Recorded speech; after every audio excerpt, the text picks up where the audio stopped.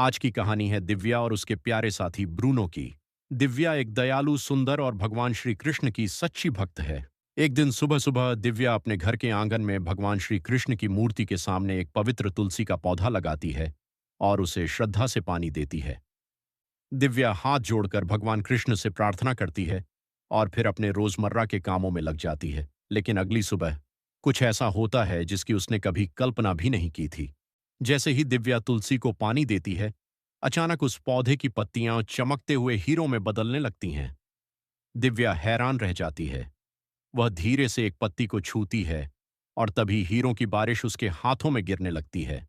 दिव्या उन सभी हीरों को सावधानी से इकट्ठा करती है और उन्हें लेकर शहर के एक प्रसिद्ध हीरा व्यापारी के पास जाती है। हीरा व्यापारी उन चमकते हीरों को देखकर हैरान रह जाता है। इतने कीमती हीरे देखकर वह बहुत खुश होता है और दिव्या को उनके बदले में बहुत बड़ी रकम देता है। लेकिन दिव्या उस धन का उपयोग अपने लिए नहीं करती। वह शहर के प्रसिद्ध आर्किटेक्ट से मिलती है और उनके साथ मिलकर दिव्या ज्ञान मंदिर विद्यालय बनाने की योजना तय करती है। आर्किटेक्ट और उनकी टीम मेहनत से काम शुरू करते हैं और जल्द ही एक भव्य और सुंदर स्कूल बनकर तैयार हो जाता है, जहां हर बच्चे के लिए शिक्षा के द्वार खुले हैं। पूरा शहर खुश हो जाता है, लेकिन हर खुशी के साथ कुछ लोगों को ईर्ष्या भी होती है। एक दिन जब दिव्या तुलसी के पौधे के सामने प्रार्थना कर रही थी, तभी कुछ दुष्ट पड़ोसी दीवार के पीछे छिपकर उसे देख रहे थे। अगली सुबह दिव्या, उसके पति करण और ब्रूनो वीकेंड की छुट्टी मनाने के लिए यात्रा पर निकल जाते हैं।